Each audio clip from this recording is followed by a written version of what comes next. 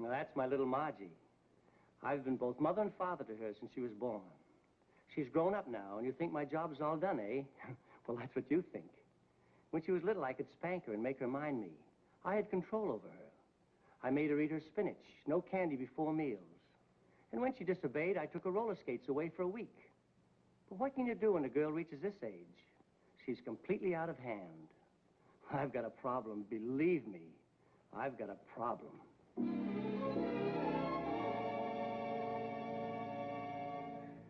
That's my father. I've raised him from childhood. That is, my childhood. He's nearly 50 now, and you'd think he'd settle down, wouldn't you? Well, that's what you think. Today, he looks better in shorts on a tennis court than fellas 25. Girls wink at him, and what's worse, he winks back at them. I want a nice, old, comfortable father.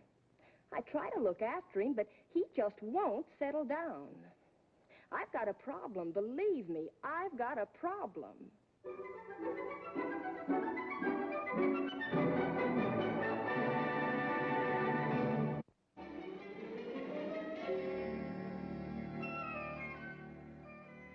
Well, Marge, it isn't every Saturday that old Honeywell lets me off.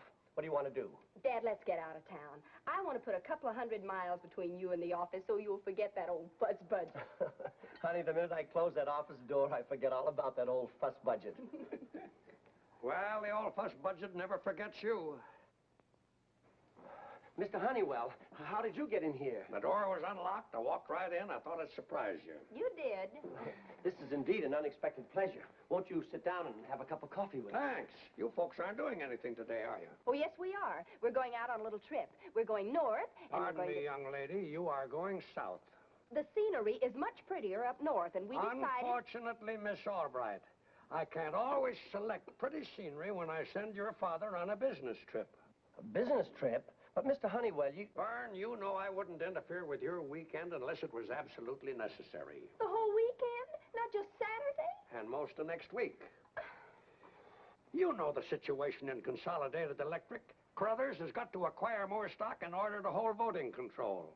But there's no more stock to be had. Oh, yes, there is. We know where there's a nice fat bundle of it just waiting to be picked up. And you're the man that can do it. But, Mr. Honeywell, if you know who has this stock, why don't you phone them an offer? No phone. Well, then wire. And no telegraph office. Say, who owns this stock? Their name is Tolliver. They're mountain people. Now, you'll just have to go there, Vern. I've got everything all ready. Now, you just follow these directions, and you won't have a bit of trouble. And it'll be a nice trip. Concrete all the way. Well, except this teensy-weensy little stretch here. That's only 46 miles of unimproved road. Of course, you can't drive your car from there. So I've arranged with a mountaineer to drive you from here right smack into Squirrel Gap. Squirrel Gap? The Tollivers live on the edge of town. Now, you're the only one in the organization I can trust with this mission. A little persuasion may be necessary to put this deal over, and you have the charm and the tact to do it. Oh, thank you. The Tollivers. Say, didn't Andrews from our Baltimore office go down there and talk to those people? That's right. Oh, but he spent 4 weeks in the hospital. That's right. Give, Mr. Honeywell. Why did he spend 4 weeks in the hospital? It took that long to dig the buckshot out of him. Buckshot? In his city clothes, they mistook him for a revenuer. Of course, that won't happen in your case. I'm not a bit worried. Well, that's big of him. He's not worried. Now, see here, Mr. Honeywell. The man who succeeds in purchasing this stock will undoubtedly be rewarded with a place on the board of directors.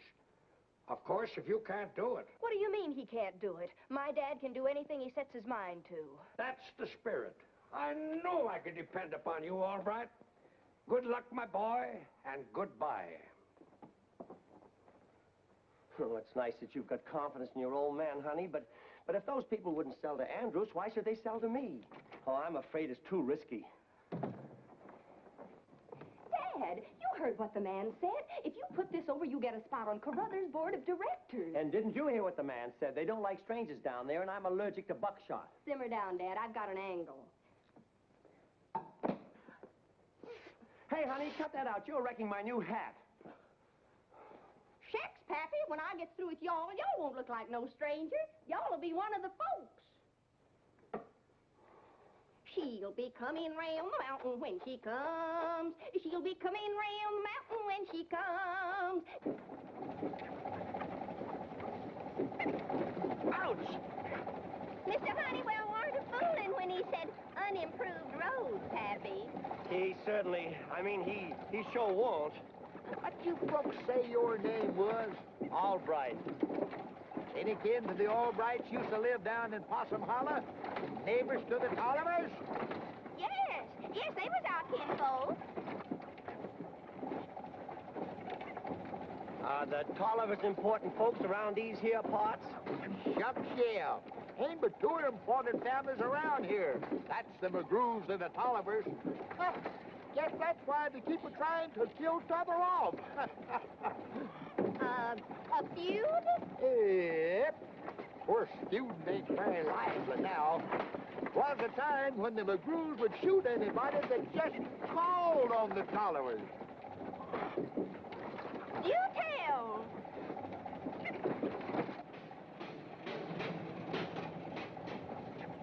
Yep, here we are. That's the Tolliver place there. Shucks, folks. 'Twarn't nothing but old Betsy here backfiring. You'll likely find the Tollivers out there in the back slopping the hogs or something. Bye, and thanks for driving us.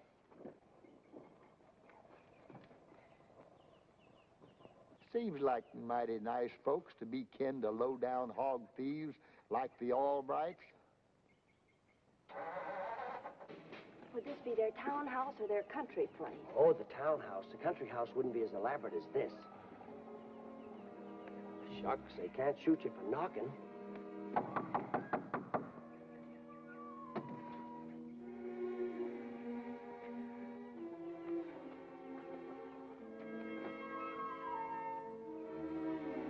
Funny place to put a rain pipe.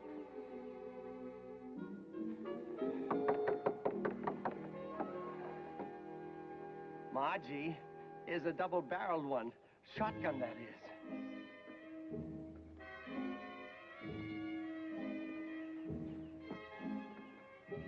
Let's get out of here. Stay where you be, strangers. What are you snooping around here for? We was just aiming to pay a sociable call on you, and that's all. Us Tollivers don't cotton to strangers. Well, that doesn't seem to be very... Oh, why, shucks, Mr. Tolliver, we ain't strangers. We're kin of the Albrights down Possum Holler way. Albrights, huh? You fond of pigs like your kinfolks? Sure be. Well, stay where you be. Hey, Granny, the Albrights is calling.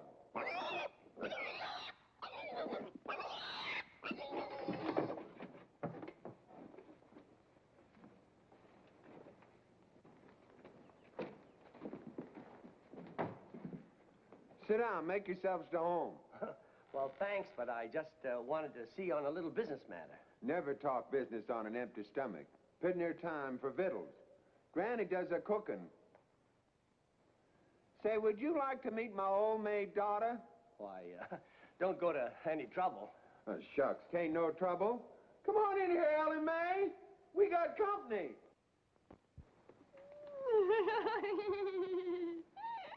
Can't understand why nobody ever married her.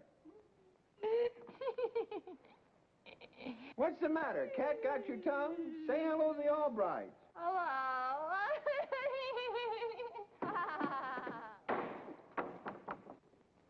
Mountain debutante. Yup. She came out and went right back. Sure enjoyed the supper a heap, Grandma Tolliver. So all fired is best chicken I ever ate. Get her. I always said Gran could cook hog jowl to taste just like chicken.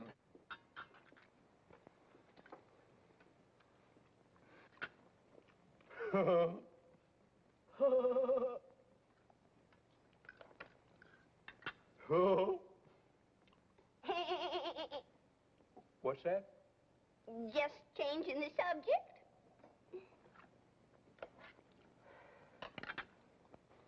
Look at him, Pa. A little old, but mighty purty.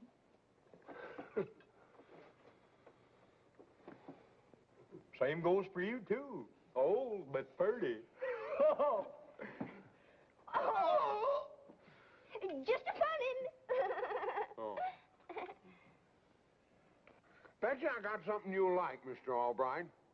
Fetch me that jug, Luke.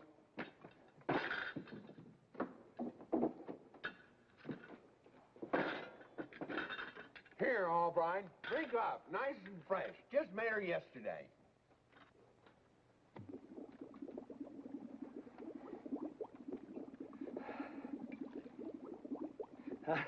If you all don't mind, I don't think I care for any just now. What's that? He just got over a bad case of creeping ranunculus. Say, that's too bad. Well, here's to bullfrogs on the mill pond.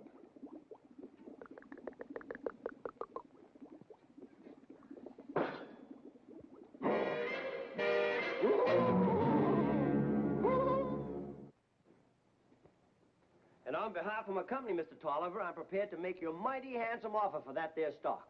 I'm afraid you come to the wrong place. We ain't got no stock. What? Ain't a mule on the place. Their cow died last spring. Oh, I don't mean livestock. I mean paper stock in the Consolidated Electric Company. It's all yellow and blue with fancy doodads around it. Oh. Fancy doodads?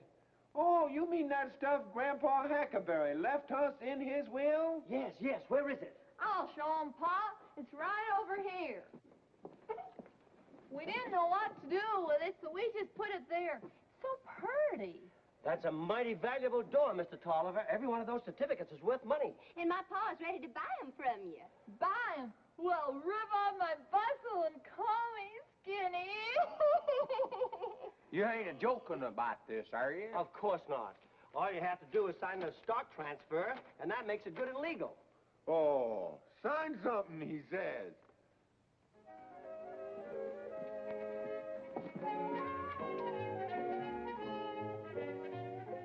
What goes on?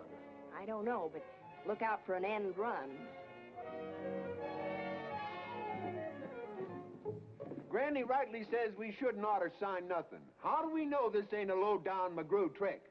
Me in cahoots with the McGrews? No, we bean't. You mean you don't favor them uns over us uns? Of course not. Reckon you won't mind then shooting a couple of McGrews just to prove it. Shoot a couple of McGrews. You talk big. Back it up. You find them down there in the holler. Here, and if you get back alive, I'll talk some more about signing that paper. On your way.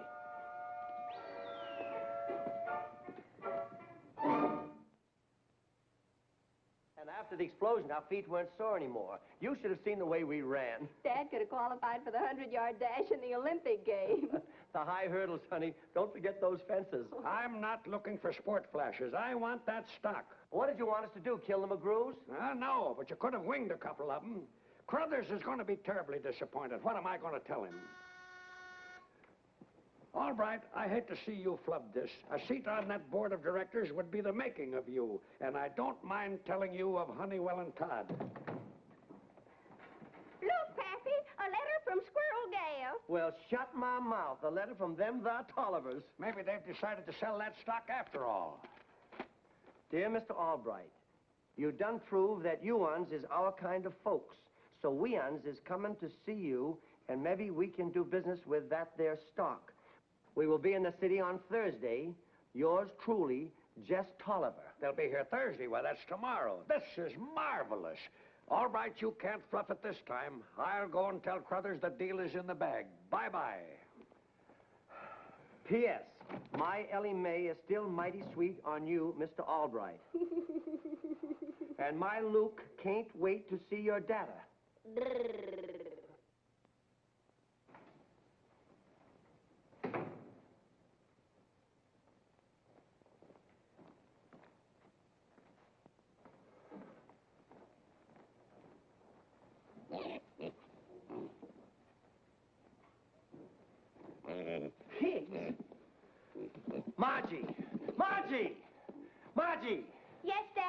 are you up to? What's the meaning of all this? Oh, we're having company. The Tollivers, remember? They said we were their kind of folks, so we better stay in character. Does the manager know those pigs are in here? Now, Dad, don't argue. Just put on your mountain clothes and get on the beam. We wouldn't want them to think we're city slickers now, would we? Well, I hope it works out. You've made up your mind to wine 'em and dine 'em. Correction. Grub 'em and jug 'em. Margie, you're carrying this thing too far. Relax, Dad. It's only cider. Doesn't do a thing to you. Just makes you healthy. Well, here's to bullfrogs on the mill pond.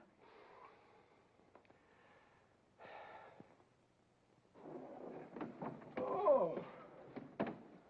Shooting up in the air like that sure puts knots in your stomach. I ain't got no stomach. Left it down on the first floor. Land of Goshen, it's just like living on top of Bobcat Mountain. Where we go now, son? Right there, 10A. There.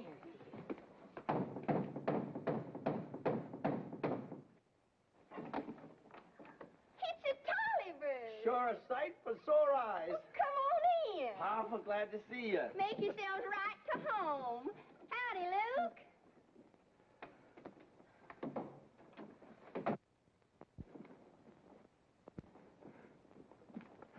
You're sure looking mighty pert. Did you miss me? Sure did. Just like I'd miss an excavation in my cranium. Why can't you say love and things like that?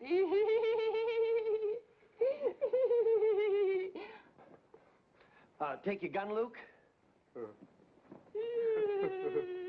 Sure got a real pretty place here, Miss Margie. Well, it's home. Of course, it can't compare to our old diggings back in Possum Holler.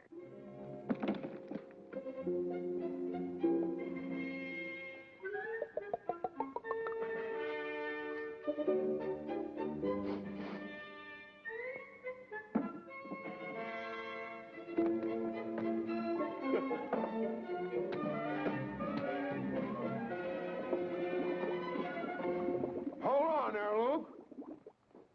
Who asked you to have a jolt? He's welcome to it, Pa, and so are you. It's right good stuff. After Mr. Albright. He gets first drag on this jug. Well, here's frog legs on the griddle. That's bullfrogs on the mill pond.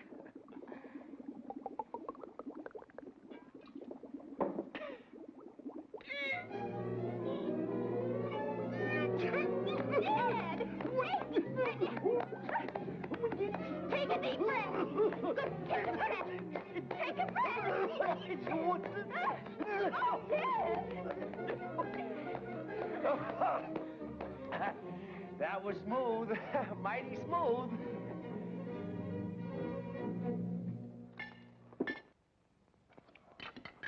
Mighty fine hog jowl, Miss Margie. Mighty fine. Thank you, Pa.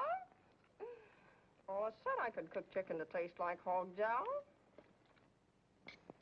Appears to me like you got the makings of a right good cotton hand, Miss Margie. Why, Mr. Tolliver, that's the sweetest thing anybody ever said to me. How's about puckering up for a smoocher? Right here in front of everybody? Why not? That's the way it'll be back in the cabin. Ah! Dad! Let's dance.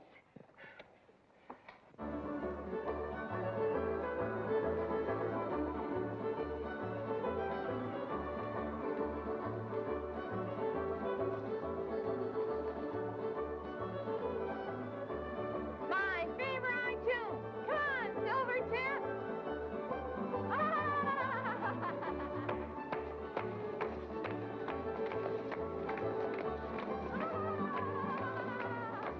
Al, main left with your old left hand, and right your part for right in the tramp. Big foot up and the little foot down like a jaybird hopping on frozen ground. Chase that rabbit, chase the squirrel, chase that pretty girl around the world. Now the possum, now the coon, chase that big boy around the room. All right's a good man. I knew he'd come through with that stock, Mr. Crothers. I'm anxious to meet him. As you know, we're very particular about the men we select for our board of directors. I'm sure you'll be convinced when you see him as he really is, in the dignity of his own home.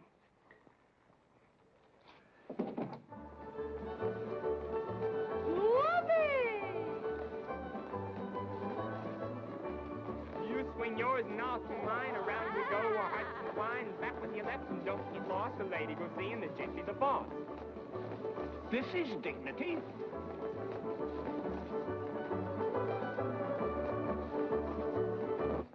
Who are them varmints? Sneaking up on us like them McGrews, huh? Wait! They're friends of mine. With them clothes, they don't look like friends. Part on them, Pa. Now, wait a minute, Luke. They just heard the music and dropped in to dance. Well, let's see 'em dance then.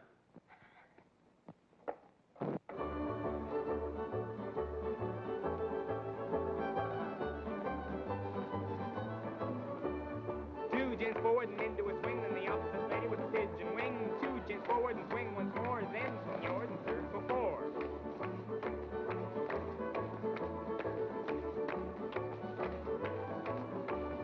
Ladies to the center and back to the bar, gents to the center and form a star with the right hand crossed. Back to your left and don't get lost. Switch! All right, I want you to meet Mr. Crothers. Very powerful, happy to meet you, Aunt. This is indeed a pleasure, sir. That's no pleasure to me. I'm just doing this idiotic dance to save my skin. Switch! Back with your right now, don't get lost.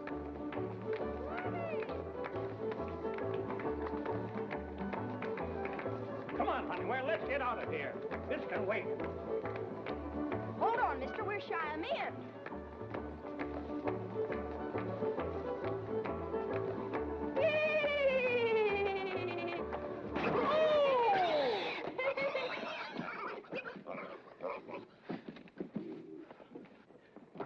Are you all right, Mr. Crothers? I don't know. Well, you give us a fine feed and a right good time, Mr. Albright. Reckon it's time to talk business. You mean you've decided to sell the stock? Well, if and you meant what you said with that handsome offer. We'll pay you 10% above yesterday's closing quotation. Did you bring the stock with you? Sartin just sent Luke down to fetch her.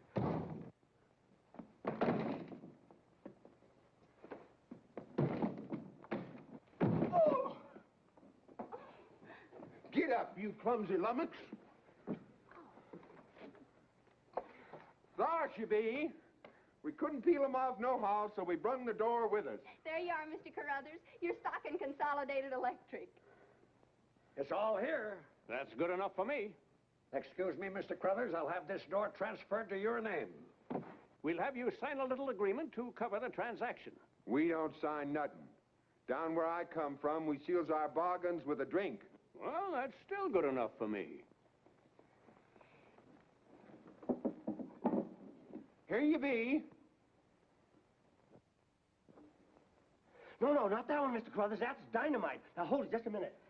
Here, try this. This is safer. Better. Just as you say, Albright. Well, here's happy landings.